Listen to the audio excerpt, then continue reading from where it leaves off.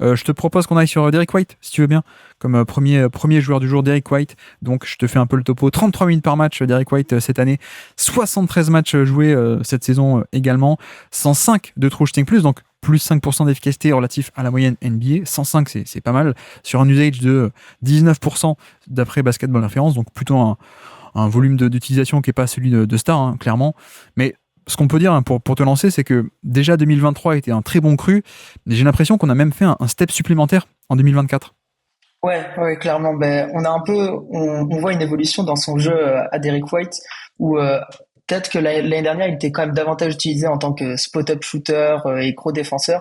Là, cette année, on le voit un peu plus balle en main. Ça se remarque déjà dans l'usage où il est passé du 40e centile au 58e. Donc, il y a une petite progression. Et en fait, ça s'explique parce que Derrick White, c'est quand même un ball handler qui est sous-estimé, je trouve, parce qu'il a une bonne il a une bonne capacité à lire les défenses sur pick and roll, pour trouver pas pour être un passeur d'élite, hein, mais pour faire des passes en renversement ou même juste pour faire la passe simple et profiter du spacing de Boston. Il est parfait là-dedans et en fait, c'est vrai que c'est un peu le changement qu'on a vu chez lui. Parce que, comme je dis avant, c'était quand même avec Marcus Smart, Smart à ses côtés, il était quand même davantage utilisé en tant que spot-up.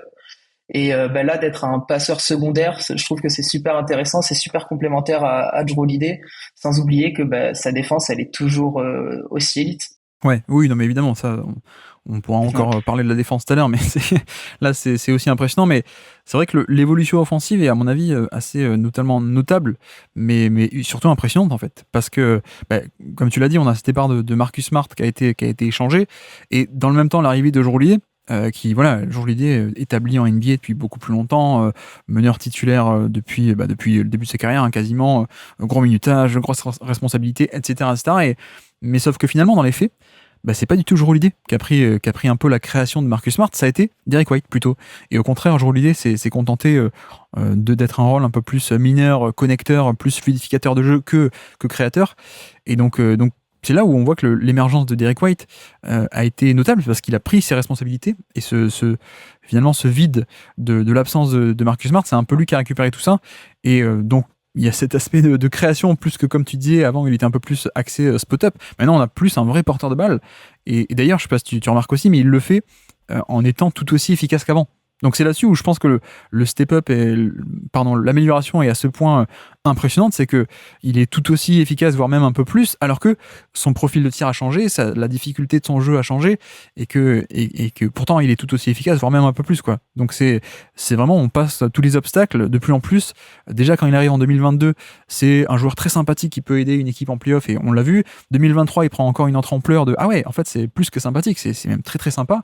Et là c'est carrément titulaire NBA d'une équipe championne NBA, mais même dans un rôle de créateur, quoi. Donc on a l'impression que tout que voilà, plus les années passent, plus les obstacles il les fait tomber, et puis y a pas de souci, quoi. Il arrête pas de s'améliorer.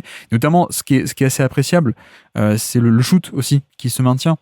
Ça a toujours été un peu la limite côté San Antonio, où à l'époque on se disait mais est-ce que c'est un shooter viable, etc. Alors il y avait un peu de pull-up, mais le 3 points ça passait pas trop. Là on a vu que ça fait 2 ans que ça shoot très bien côté Boston, et donc notamment l'an dernier on se disait mais est-ce que c'est une bonne année, est-ce que c'est une anomalie ou pas, ou est-ce que c'est des vrais progrès. Bon là il confirme, hein. Donc l'an dernier 38%, là cette année 40%, même sur plus de 7 tentatives à 3 points, avec même des pull-up à 3 points. Voilà, je pense qu'on peut dire que on n'est plus sur la version d'avant où le shoot était un peu un point d'interrogation. On est aussi sur un mec qui non seulement est un bon défenseur, non seulement est un créateur, mais en plus maintenant il y a le pull-up, il y a le shoot qui a priori est quand même de bon niveau, et on peut ancrer dans le marbre que ça y est, quoi. Je pense, je sais pas ce que t'en penses. Ouais, clairement, depuis son arrivée à Boston, il est à 39,8% à 3 points, donc c'est excellent, hein. Et Ouais. même l'indicateur lancer franc, il est rassurant, parce qu'il est à 88% à peu près au lancer franc. Et je me suis amusé un peu à regarder ses statistiques, du coup, sur catch and shoot et pull-up à 3 points. Et en fait, donc sur catch and shoot, cette saison, il était à 41,8%. Ça le classait 18e sur 57, parmi ceux à minimum 4 tentatives, et j'ai pris 30 matchs joués. Et en fait, c'est des chiffres qui sont proches de Buddy Hield ou Cam Johnson, qui eux sont des shooters référencés. Et même quand on regarde en playoff, alors l'échantillon est beaucoup plus réduit, donc faut pas le prendre au pied de la lettre, mais il est à 45% sur ses catch and shoot à 3 points, tout en maintenant une efficacité sur pull-up autour des 35%, ce qui fait que au final, on a un joueur qui est capable d'avoir plusieurs rôles en attaque, Donc, avant juste de spot-up shooter et maintenant de ball handler et de pull-up. Et ça fait vraiment une grosse différence parce que tu peux l'inclure dans ton système, tu peux lui proposer différents rôles. C'est-à-dire que quand tu as Jason Tatum et Jaylen Brown à tes côtés, peut-être davantage jouer off-ball, attendre être pas le ball handler principal ou en tout cas le porteur de balle. Tandis que quand les titulaires sortent et que tu le mets avec la second unit, c'est là où tu vas davantage le responsabiliser. Et c'est vrai que ça c'est parfait pour lui et c'est parfait pour n'importe quel coach parce que c'est le joueur, peut-être un des meilleurs role players de la ligue dans cette capacité à s'adapter à tout ce qu'on lui demande. Ouais. Non, mais effectivement, il y a cet aspect de création qui est très appréciable, hein, de porteur de balle, de passing. Alors, c'est pas un passing très flashy, c'est même pas un passing où il fait des passes qui traversent tout le terrain vers le corner opposé, ou ce genre de truc. Mais je trouve que, mine de rien, il y a quand même un peu de... déjà des très bonnes lectures, des basiques, mais même un peu plus, tu vois, parfois un peu de manipulation de défense, un peu de... je maîtrise le timing, je sais comment prendre l'écran, je sais comment attendre, mettre le défenseur dans le dos, etc. Et donc, il y a aussi une vraie expertise là-dessus. C'est pas juste genre un arrière qui sait juste envoyer la passe de alley-oop et un peu la passe à terre et puis pas grand-chose de plus, quoi. Je trouve qu'il y a quand même un truc en plus, mais comme tu dis aussi, la force de son profil, c'est qu'il est devenu très bon et il est responsabilisé on-ball, mais il reste aussi hyper intéressant off-ball et plus que off-ball en termes de... C'est un profil hyper malléable en fait. Et on a bien vu que le système de Boston, c'est aussi comme priorité d'aller cibler les mauvais match-up et de créer des mismatchs pour ensuite les attaquer en 1 contre 1. Le fait d'avoir un Derrick White qui est aussi un très bon poseur d'écran, qui peut faire des piquets dans l'inversé, qui peut apporter il y a vraiment un côté polyvalent et malléable en fait que j'aime beaucoup, et lui est comme ça, Jourdain est comme ça, Tatum aussi est comme ça. Enfin bref, c'est un thème récurrent pour Boston, mais il y a ce côté avec et sans ballon qui est hyper intéressant, et je peux te lancer aussi, mais là on n'a même pas encore commencé à détailler tout ce qui est la défense en fait. C'est ça, c'est que je pense que là où il est vraiment élite, c'est en défense. Parce que sur la défense extérieure, il y a très peu de joueurs qui sont aussi bons que lui.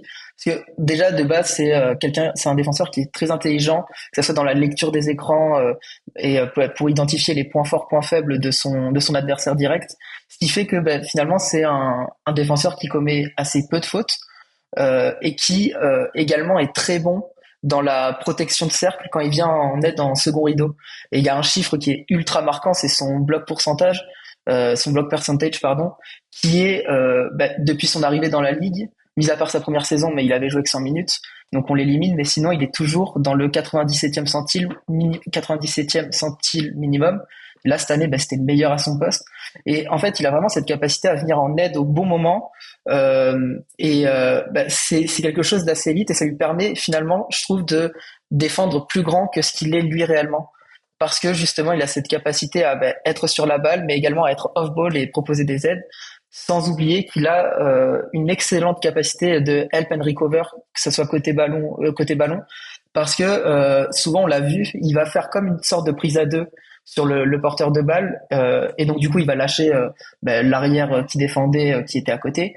Sauf qu'après, très vite, s'il y a la passe, il va revenir dans le bon timing sans être en retard. Et honnêtement, c'est quelque chose qui m'impressionne avec lui, sans compter qu'il a cette intensité défensive et cette endurance qui est vraiment impressionnante. Ouais. Non, mais c'est clairement, je pense que c'est parmi les, comme on dit, les meilleures mains défensives de NBA. Tu vois, il y a des mecs comme ça qui ont des mains assez incroyables, de pouvoir voler des ballons, de pouvoir dévier des ballons, le côté bloc aussi, comme tu dis, les contres, une coordination main-œil où il sait viser, etc., etc. Mais on a affaire à des mains défensives d'élite, hein, un des meilleurs playmakers défensifs de NBA, et qui est plus, en effet, plus un côté les mains face au ballon, quoi. C'est pas un mec qui va forcément tout le temps jaillir sur des lignes de passe un peu, tu sais, comme Dwayne Wade à l'époque ou des trucs comme ça, mais c'est une telle précision avec ses mains, des instincts de vivacité, etc. Et là on parle que de ce côté playmaking défensif, mais voilà, il y a aussi l'aspect de défense on ball aussi, hein, au-delà de créer des turnovers, le fait de bien coulisser devant l'attaquant, de rester accroché à travers les écrans. Il est fabuleux en termes de navigation d'écran. Voilà, il y a tout cet aspect-là qui est génial en termes de défense on-ball, et tu l'as dit aussi, la défense off-ball, l'activité. Donc franchement, c'est vrai que autant en attaque, on a un joueur qui est sympathique, même très sympathique, mais bon, comparé à d'autres stars et offensives, il est quand même plus bas, on est d'accord. Mais c'est vrai que défensivement, on est sans doute sur un des, je sais pas combien, 5, 10, 15 meilleurs défenseurs de NBA. On est dans l'élite de l'élite, en fait, hein. Et d'ailleurs, je sais pas s'il a été élu All Defense ou pas cette année. Alors, je l'ai plus en tête, je vais regarder ça tout de suite. Je crois que Caruso l'a Mais déjà, été, bah, oui, mais il est dans la seconde. ouais, voilà. Donc, Donc, il est dans la seconde. et il a plus, tu vois, à ce stade de sa carrière, je trouve que Holiday est beaucoup plus un aspect de flexibilité de line-up parce qu'il est très gros, très costaud. Donc, tu peux le mettre sur des grands, tu peux le mettre sur des ailiers, tu peux il a été testé sur des pivots, hein, sur des Embiid ou des mecs comme ça. Et la complémentarité aussi d'un Derrick White par rapport à Jrue Holiday, c'est que lui est peut-être moins costaud, mais par contre, c'est beaucoup plus fluide, mobile, vif sur des petits arrières. Et c'est un mec, tu vois, tout ce qui est bon, défense traditionnelle du poste 2, voire des postes 3, ok, mais surtout, s'il doit courir à travers les écrans sur tout le terrain, chasser un Stephen Curry, chasser des petits mecs comme ça, il peut le faire, quoi. Donc c'est aussi la force de Boston d'avoir autant de profils défensifs différents qui permet de couvrir absolument tout le spectre défensif, en fait, on peut dire. Mais bon, il y a quand même beaucoup de choses à aimer. Le seul bémol qu'on pourrait mettre, c'est que il n'y a pas un énorme volume de création offensive et de scoring. Mais à part ça, on chipote, mais on est sur un mec qui a une valeur absolument géniale parce qu'il est bon un peu partout, voire même élite en défense. Et donc, à moins que tu aies d'autres choses à rajouter, hein, tu me dis, tu m'interromps. Mais sinon, Non, sinon non, si non, on se non. projette dans le classement, où est-ce que tu l'imaginerais alors? Bah, pour moi, il se battrait avec Franz Wagner. La D'accord. différence, c'est que Franz Wagner, c'est quand même un joueur qui évolue davantage on-ball, qui a plus de responsabilités offensives. Mais en fait, le côté role player élite, enfin, je pense que c'est l'un des meilleurs de la ligue, voire peut-être même le meilleur, fait que pour moi, en fait, si pour moi, il est vraiment dans ce range-là pour l'instant autour de Wagner. Alors je sais pas, j'hésite encore là à le placer en dessous ou au-dessus de Wagner. C'est là où j'ai la plus grosse hésitation. Ouais. Non, j'ai un peu pareil. J'ai un peu pareil, donc Ouais. ça me rassure que tu me dises ça parce que j'étais en train de me dire, est-ce que c'est pas un peu trop téméraire si on l'imagine au-dessus de Wagner? Mais t'as l'air de dire que c'est une possibilité pour toi aussi alors. Ouais, c'est ça. En fait, c'est-à-dire que les chiffres d'efficacité sont tellement bons et il est tellement bon dans tellement d'aspects du jeu que ça en fait quand même un joueur complet et mais qui a juste pas ce rôle de créateur là où Wagner l'est un peu plus. Donc, je pense que de par ses responsabilités offensives, je mettrais peut-être Wagner devant, mais honnêtement, si Derrick White est devant, je crie pas au scandale. Donc peut-être là pour l'instant, je le mettrais juste derrière Wagner, mais même là, c'est sujet à débat quand même. L'argumentaire, ce serait que Wagner est beaucoup plus un créateur. Donc, il y a le créateur offensif, ça a plus de valeur que le role player génial. Ce serait un peu l'argument, mais tu vois, même cet argument, on peut arriver un peu à le nuancer d'une part et d'autre, parce que Wagner, mine de rien, ok, c'est un créateur, il a du volume, mais c'est pas comme si c'était un énorme volume non plus, quoi. C'est d'ailleurs peut-être un peu la déception, c'est parce que je pense qu'il pourrait faire plus, moi, à mon sens. Mais voilà, on n'a pas non plus un écart de volume si grand que ça. Et de l'autre côté, White, c'est pas justement, c'est pas la version de 2023. C'est pas la version juste le connecteur, le fluidificateur génial et pas grand chose de plus. Bon, comme on a dit, comme on l'a développé, il y a aussi pas mal de création cette année.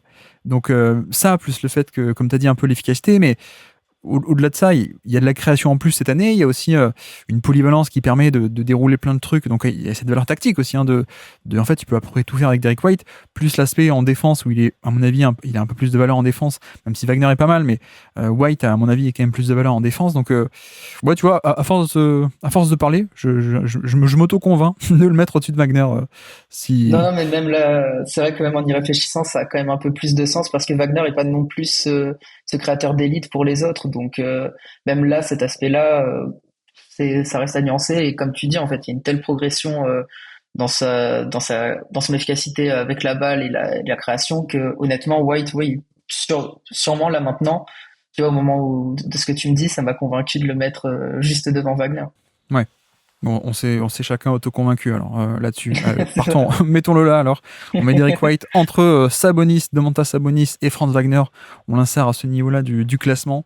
Et avant d'avancer, tu le sais, c'est le moment des quiz. Petit quiz pour terminer ces petits portraits. Donc c'est des qui est sur le terrain. Le quiz qui est sur le terrain. Donc qui est sur le terrain pour des moments marquants de cette saison ou des Ouais. actions un peu marquantes. Nous sommes le...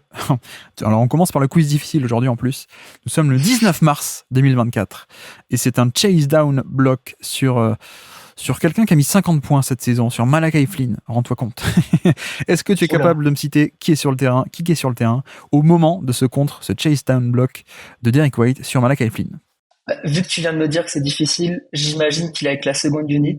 Exactement. Donc du coup, je dirais qu'il y a... Qui est-ce qu'il y a? Il y a Peyton Pritchard. Il n'est pas sur le terrain, non. Donc, ok. Tillmans. Non, non plus. Tillman non plus. Ok. Hauser. Sam Hauser non plus. Non, c'est encore pire Sam que ça. Hauser. C'est pire que le banc. C'est le bout du banc, j'ai l'impression. C'est donc Luke Cornett. Oui, Luke Cornett est là.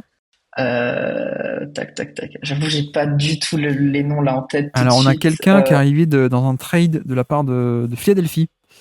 Passé par Tennessee, la fac de Tennessee à l'époque. Selinger, non. Pas Non. Selinger. Je te l'accorde, c'est Jaden Springer. Peut-être à confondu les deux noms, ouais. Oui. Jaden Oui, Springer, oui, pardon. le petit arrière. On a quelqu'un qui à la base était de l'écosystème de Toronto, mais ensuite il est parti aux Pacers un peu parce que il a suivi Nate Burken et ensuite maintenant il a été récupéré par les Celtics depuis un an, un ailier défensif. Ça te dit rien ça? Brissett. Exactement, Osha Brissett Non, est ok. sur le terrain. Ok. Et le dernier Celtics, c'est un Ukrainien. Ça te parle ça ou pas? Non, là tout de suite, non. Un Ukrainien qui était allé à Kansas à peine 14 ans, non, où il a fait plein d'équipes dans sa carrière. Non, je peux même pas faire de jeu de mots parce que le nom est trop compliqué. C'était Svi Mikhailuk. Oui, ok. Svi Mikhailuk qui était sur le terrain, voilà, pour Boston. Et de l'autre côté, alors, est-ce que tu as des noms qui est sur le terrain côté Détroit aussi? Côté Détroit, il doit y avoir Evan Fournier. Exactement, Evan Fournier est là. Qui est-ce qui pourrait être là? Duren? Non, pas Duren, il y a un backup. Non. Isaiah Stewart. Non, Isaiah Stewart. un backup ancienne future star. Ah, ben James Wiseman. Exactement, Wiseman est sur le terrain, tout à fait. Donc Flynn, Wiseman, Fournier, il t'en manque 2. Est-ce qu'il y a Fontecchio? Non, il n'y a pas Fontecchio. On est plutôt un mec de back courte, paradoxalement. Donc Evan Fournier est 3. Oui, Ivy, Jaden Ivy. Exactement, Jaden Ivy. Et le dernier, alors là, je pense pas que tu le trouveras. C'est un mec qui a un nom très très compliqué. Et je crois qu'il était passé par Memphis en cours d'année. Non, je sais même pas te le faire deviner. Je sais même pas si tu le connais. C'est Tosan Ebwomwomba. J'arrive même pas à le prononcer. Ça te parle ou pas ce nom? Non, honnêtement, je vais pas faire le menteur. Non, j'ai pas assez vu pour. C'est alors, comment j'ai dit, Tosan Evbuomwan. E-V-B-U-O-M-W-A-N. Voilà, Tosan Evbuomwan. Ouais. Bref, donc voilà pour le quiz difficile. Au moins ça t'échauffe pour le reste de l'émission. C'est ça. Merci d'avoir écouté cet extrait. S'il vous a plu, l'émission complète est disponible en description et on se donne rendez-vous sur le feed principal du Basket Lab pour l'intégralité des podcasts. À bientôt.